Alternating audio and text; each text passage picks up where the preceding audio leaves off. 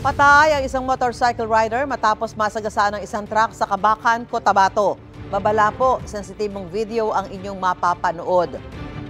Sa National Highway na sakop ng Barangay Poblasyon, sumemplang ang rider matapos mabangga ng truck hanggang sa magulungan siya ng kasunod na truck.